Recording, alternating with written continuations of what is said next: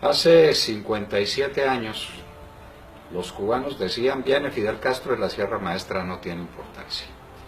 Aquí lo manejamos, salimos de este bárbaro de Batista, nos hacemos a Castro y a Castro después lo absorbe el sistema y convivimos con él. Hace 57 años se quedaron sin país. Lo que está abierto, lo único que está abierto en Cuba son las cárceles. Todo el sistema productivo cubano se arruinó. La gente vive en la miseria. Y han vivido lo que han podido vivir de regalo de la Unión Soviética, que les dio las millonadas de dólares que no ha repartido los Estados Unidos en toda América Latina, y han vivido últimamente de los regalos que les da el chavismo y el madurismo, es decir, han vivido de regalo, han sobrevivido de milagro. Ahora, cuando se les acaba el petróleo de Chávez y de Maduro, se preguntan: ¿y ahora de qué vivimos la mala vida que tenemos? Hace cerca de 20 años, los venezolanos decían: Chávez, eso no vale la pena, ese es un golpista, ese es un militar cheverongo, que habla de cosas tontas y que habla de socialismos y que habla de tonterías. No vale la pena lo de Chávez, con tal de que salgamos de estos políticos corruptos, vámonos con Chávez. Perdieron el país. Y lo perdieron hasta el punto en que no tienen que comer. Los colombianos vivimos de espaldas a la realidad de que nuestros hermanos venezolanos no tienen que comer. El proyecto de inflación para este año es del 700%. Les acaban de subir el salario 50%. Luego le queda un 650% a los venezolanos para que puedan comer. Pero tienen un problemita, y es que, siendo tan altos los precios, van a los supermercados y no encuentran las cosas, porque el aparato productivo lo arruinaron, porque el campo lo destruyeron, porque no tienen con qué importar alimentos, y eso en el país más rico de América y uno de los más ricos del mundo, que es Venezuela. Los colombianos estamos jugando el mismo juego, el de los cubanos hace 57 años, el de los venezolanos hace 20, esto de que vienen las FARC y de que Juan Manuel Santos les está entregando el país y que va a haber distintas zonas de la nación entregadas a la guerrilla de las FARC. En fin, ahí vemos cómo nos vamos a batir.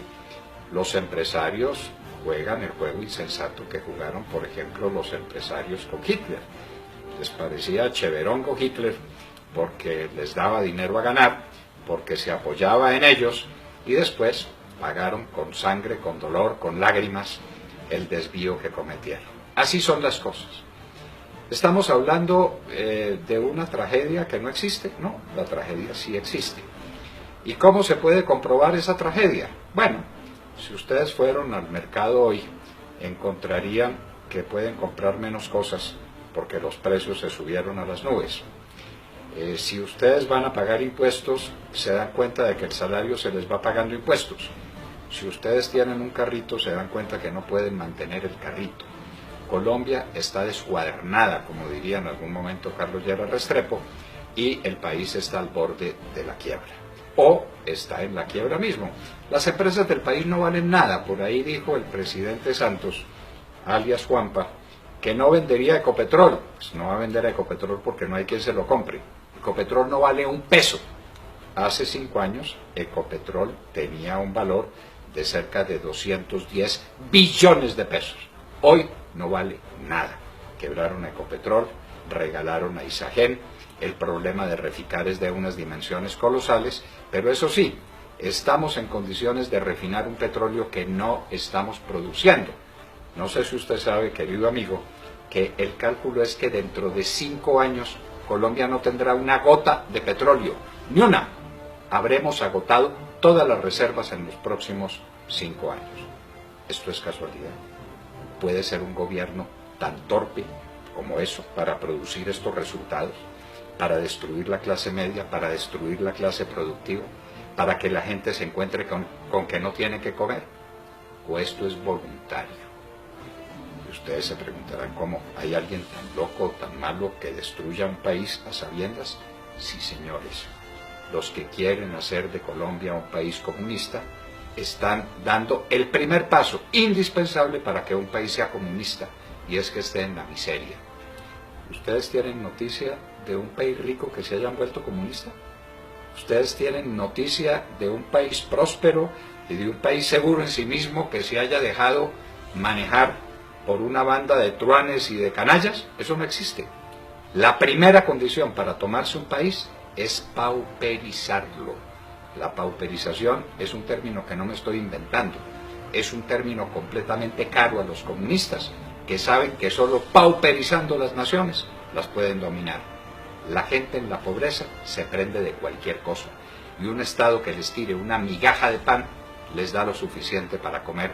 En eso andan todavía algunos venezolanos, diciendo, somos Maduro, porque Maduro nos da unas migajas de pan. Eso es lo que está pasando. La ruina, la quiebra de Colombia no es una casualidad. De lo que se ve venir, tenemos un ejemplo muy claro con lo ocurrido en Conejo, La Guajira, municipio de Fonseca. El gobierno de Juanpa, con la plata de ustedes, queridos amigos, se trajo unos bandidos que estaban en La Habana en un jet charter privado. ¿Ustedes han montado alguna vez en un jet privado? Estoy seguro que no. Ellos sí, estos asesinos, estos canallas, estos secuestradores de niños, montan en jet charter costeado por ustedes. Pasaron una noche en Valledupar, pero no en un cambuche, por supuesto. Lo pasaron en el Hotel Sonesta, por cuenta de ustedes. Al día siguiente, los esperaba un helicóptero, pagado por ustedes, que los llevó a Conejo, en La Guajira. Y oh sorpresa, a La Guajira llegan, no se sabe la cifra exacta, 200, 300, 500 guerrilleros, armados hasta los dientes, con cananas llenas de balas, con fusiles de última generación. Los fusiles malitos que tenían eran los Galil, robados a soldados asesinados por ellos. No hay otra forma posible de que un guerrillero tenga un Galil sino sobre la base de un soldado muerto. Muy bien, 200, 300 o 500. ¿Cómo se movilizan? ¿Cómo llegan 300 bandidos de esos armados con fusiles de última generación hasta un municipio de La Guajira que queda, un corregimiento de La Guajira que queda al pie de Fonseca? ¿Dónde está una de las unidades militares más importantes del país? La unidad Rondón. ¿Por qué no se movilizó? Porque tenía orden de violar la Constitución y la ley, porque tenía orden de quedarse en su sitio, porque tenía orden de entregarle la tierra colombiana a los bandidos. Pues ahí estuvieron. Se tuvieron que movilizar por la noche, la pasaron tranquilamente. Al día siguiente estuvieron todo el día en Conejo, oyendo unas arengas. ¿Dichas a quiénes? ¿A la gente del Conejo? No solamente. Trajeron buses, más de 30 buses se dice, de distintos lugares de la costa, con gente que venían a oír esas arengas. 30 buses no se movilizan fácilmente. Vaya, contrátelos y después me cuenta cómo es, y llénelos de gente, y dele a esa gente comida, y desayuno, y almuerzo. Háganlo por experimento. Pues llegaron al Conejo, oyeron a estos bandidos de las FARC echarles las arengas que quisieron, se tomaron la escuela. Asaltar una escuela con fusiles es un delito de lesa humanidad, de esos que no se perdonan según el Tratado de Roma. Pues eso hicieron. Como tenían hambre, llegaron a la finca de un vecino y le mataron 10 novillos. Pues no importa, 10 novillos, no son ustedes los dueños de los novillos. No nos duele el dueño de esa finca que fue de esa manera expoliado. Pasaron todo el día. Dueños y señores del pueblo, dueños y señores de la situación. Al final, en carros muy lujosos, en 4x4, como se dice de esas camionetas, emprendieron el camino. ¿Con qué rumbo? Nadie sabe. ¿A qué distancia? Nadie sabe. Hay una cosa que sí sabemos, y es que el ejército tenía orden de abrirles paso. El ejército de Colombia, nuestro glorioso ejército, comprometido en un acto de violación a la ley y a la Constitución, porque los despejes están absolutamente prohibidos, y porque la orden de los militares es atacar a bandidos armados donde quieran que los vean. Así pues, que en Conejo se dieron todas estas circunstancias, concentraciones inmensas de gente, los bandidos de las FARC hablándole a una población atónita que veía ante sus ojos que eso no era de ellos, que la tierra de ellos era de los guerrilleros, que les estaban advirtiendo: de aquí en adelante ustedes son de nosotros. ¿Pasó eso solamente en el Conejo? No, pasó en 5 lugares distintos del país: en el Caquetá, en Putumayo, en el Meta.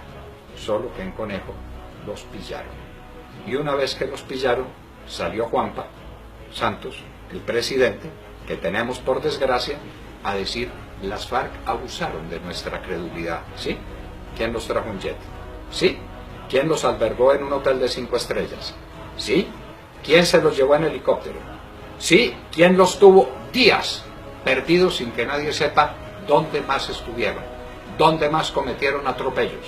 ¿Dónde más se comunicaron con grupos armados para lo que se viene, que es el dominio total del territorio nacional? De La Habana va a salir un acuerdo, dice, una convención, donde les van a entregar un número de territorios que nadie sabe cuánto es. A juzgar por los que van a venir a verificar el proceso, son por lo menos 18 lugares del país. No son 18 conejos, son mucho más grandes que esos 18 conejos. Nadie los quiere recibir. Ya dijeron los del Casanare que no los reciben.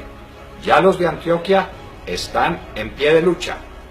¿Quién quiere recibir a esos bandidos, a esos asesinos? Nadie. Santos está hablando de una guerra que no existe, cuando teníamos plena seguridad en los últimos días del gobierno de Uribe, y a lo largo prácticamente de los 8 años del gobierno de Uribe, nos están armando una guerra que calculan ellos que van a ganar, inclusive con la ayuda de nuestro ejército. Ellos calculan que nuestro ejército se va a unir a los bandidos. Lo que sigue, señores, es la esclavitud, la pobreza y el hambre. Ante estos acontecimientos dramáticos, ante estos hechos trágicos, el ciudadano del común, usted que me está viendo, me está oyendo, se pregunta: ¿yo qué puedo hacer? No puedo hacer nada. Sí podemos hacer. Si aquí se descubre que hay una fuerza nacional, si aquí se descubre que hay un país que no se quiere entregar, las cosas van a cambiar. La condición para que se instaure una tiranía es que hay un pueblo que se entrega sin luchar. ¿Y cómo la lucha? No los estamos invitando a actos heroicos ni a que tomen signos trágicos de la vida. Algo muy sencillo. El 2 de abril vamos a salir a marchar para decir que no estamos de acuerdo con el empobrecimiento del pueblo, con el manejo de la economía, con la carestía de la vida, con la quiebra de Ecopetrol, con la quiebra de Isagen, con la quiebra de Reficar, con los 4.000 millones de dólares que se robaron allá, con todos los acontecimientos que se están desarrollando que hacen que la vida de ustedes sea muy complicada. No se les olvide, los hijos de ustedes, los sobrinos de ustedes, los jóvenes, tienen una maleta lista para irse a cualquier parte.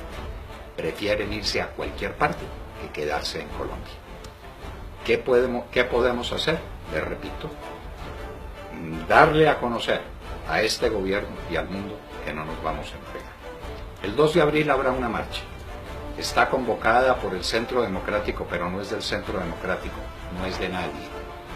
Realmente quienes invitan son esos anónimos colombianos que desde las redes sociales le dicen al otro: venga, caminemos. Caminemos porque no estamos de acuerdo. Caminemos porque no queremos vivir en una tiranía. Caminemos porque no queremos que los peores asesinos del continente en la historia, que son los miembros de las FARC, gobiernen a Colombia. Caminemos el 2 de abril. Es una oportunidad. Si algún día pasa lo que pasa, usted dirá orgulloso: al menos caminé el 2 de abril. Si usted no sale el 2 de abril a la calle, se dirá para usted mismo y para siempre y para sus hijos: tuve la cobardía de no salir el 2 de abril a caminar. Caminemos con alegría, caminemos con fe, pero digámosle al mundo que Colombia no es una tierra apta para los tiranos y que Colombia no será, como no ha querido nunca serlo, un país comunista.